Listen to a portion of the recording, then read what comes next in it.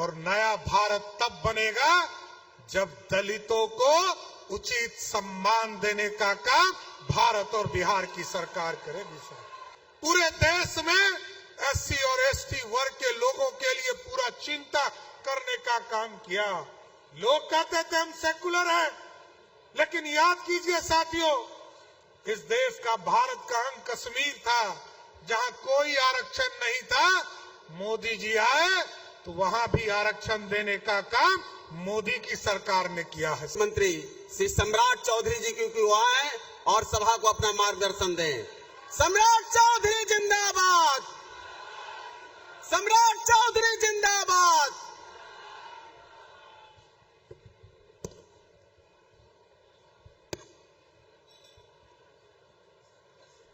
बोलिए जोर से, बाबा साहब अंबेडकर अमर रहे,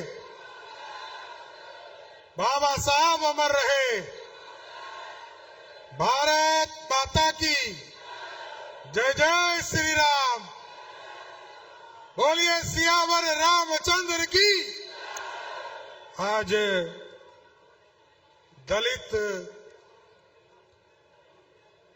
समागम के इस कार्यक्रम की अध्यक्षता कर रहे हमारे नेता और देश के नेता, और जिन्होंने बिहार जैसे राज्य में मैं कभी आदरणीय मुख्यमंत्री रहे हैं हमारे जीतन राम मांझी जी, और मैं इनके नेतृत्व में भी मैंने काम किया है। इसलिए मैं आज दलित समागम के लिए मैं विशेष तौर पर आदरणीय जीतन राम मांझी जी को बधाई और धन्यवाद देता हूं कि पूरे बिहार के दलितों को जोड़ने का काम किया।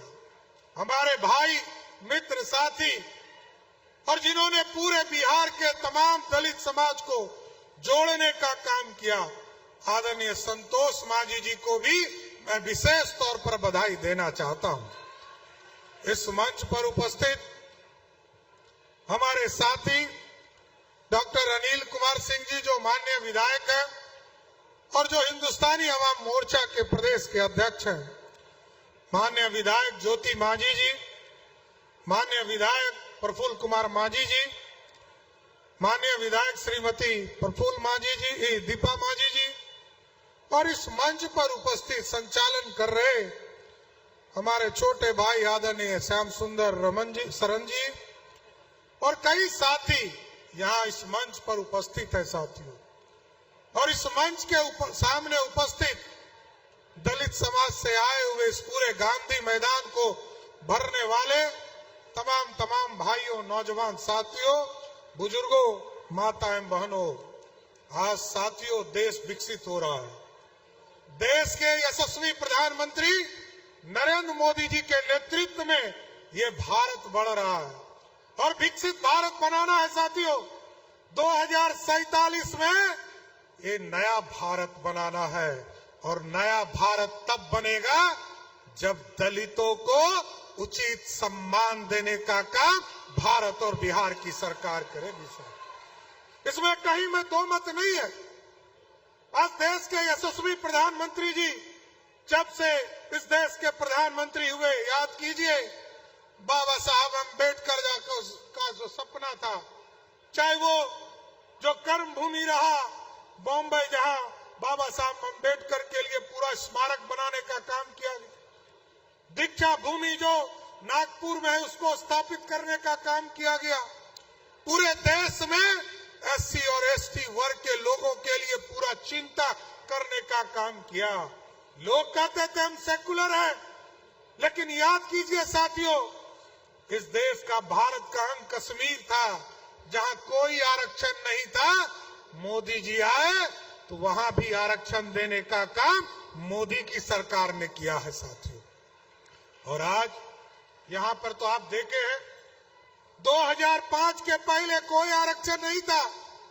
आदरणीय मुख्यमंत्री नीतीश कुमार जी जब 2005 में आए, जीतन राम मांझी जी सरकार में मंत्री बनकर आए, तब जो है पंचायती राज में आरक्षण की व्यवस्था हुई साथियों। और इस देश में जब जब आरक्षण रहा है साथियों, याद कीजिए बाबा साहब भीमराव अंबेडकर जब इस देश में संविधान सभा की व्यवस्था थी, 1950 में जब संविधान बाबा साहब अम्बेडकर बना रहे थे, तब भी जनसंघ उनके पीठ पर खड़ा होकर डॉक्टर श्यामा प्रसाद मुखर्जी उनके खड़े थे। और इस देश में दलितों के बिना कुछ नहीं हो सकता है साथियों। और भगवान राम को भी एक युवराज राम से भगवान बनाने का काम किसी ने किया था तो माता सबरी ने किया था। यदि माता सबरी के जूठे बैर नहीं खाए होते तो भगवान राम नहीं कहलाते। इसलिए जातियों, इस देश की अर्थव्यवस्था को खड़ा करना है, आपको पढ़ना पड़ेगा, आगे बढ़ना पड़ेगा। और आपके बिना यह देश नहीं बढ़ सकता। देश का 20% आबादी आप हो और बिहार में भी आपकी आबादी लोग कहते थे 16% है, लेकिन जब नीतीश कुमार जी ने 2022 में आपका जातीय जनगणना किया तो 16 से बढ़कर दलित समाज 20% से अधिक पूरे प्रदेश में हो गया साथ। और आप जान लीजिए साथियों, अभी आप 36 सीटों पर बिहार में चुनाव लड़ते हैं, दलित समाज के लोग लड़ते हैं, लेकिन जैसे ही आपका आरक्षण बढ़ेगा और 2029 का चुनाव आएगा तो आपको जानकर आश्चर्य होगा कि आज 36 लोग एमएलए होके आते हैं तो 70 लोग एमएलए बनकर दलित समाज से आने का काम करेंगे साथियों। और हम लोग जब सरकार में आए साथियों, 28 जनवरी 2024 को जब हम लोग सरकार में आए साथियों, तो हम लोगों ने कई फैसले लिए जिसके माध्यम से दलित समाज के लोगों को मुख्य धारा में लाने का प्रयास किया जा रहा।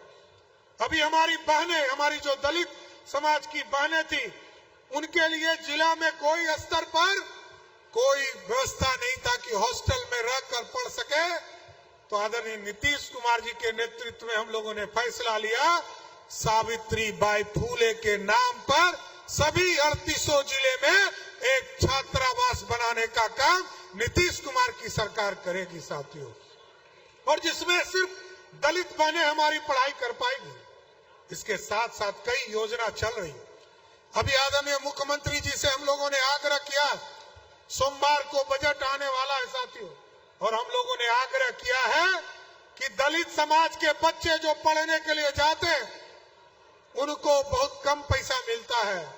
अभी जितना पैसा मिल रहा है इसको बजट में हम लोगों ने मुख्यमंत्री जी के आदेश के बाद इसको दुगना करने का निर्णय लिया है। आज जितना मिल रहा है उससे दुगना पैसा हमारे दलित के छात्रों को देने का काम नीतीश कुमार की सरकार करेगी साथ। इसलिए साथियों, मैं आपके नेता को धन्यवाद देना चाहता हूं, बधाई देना चाहता हूं। अभी हमारे आदरणीय जीतन राम मांझी जी के नेतृत्व में बिहार बढ़ रहा है।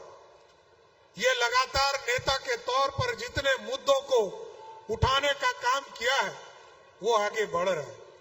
इसलिए मैं आज दलित समागम के माध्यम से जरूर आश्वस्त करना चाहता हूं, संतोष मांझी जी हमारे भाई हैं और जिस तरह पूरे बिहार के दलितों को जोड़कर यहां लाने का काम किया है, सबको बुलाने का काम किया है, सबको जोड़ने का काम किया है, हम जरूर आश्वस्त करते हैं कि दलित समाज के किसी भी कष्ट में यदि हम लोगों को आपके पसीने में यदि हमको खून भी देना पड़े तो सम्राट चौधरी कभी पीछे हटने का काम नहीं करेगा साथ। इसलिए संतोष जी को और आदरणीय हम लोगों के नेता आदरणीय जीतन राम मांझी जी को मैं फिर से धन्यवाद देता हूं कि बाबा साहब अम्बेडकर के सपनों को आप पूरा करने का काम कीजिए। बहुत बहुत धन्यवाद।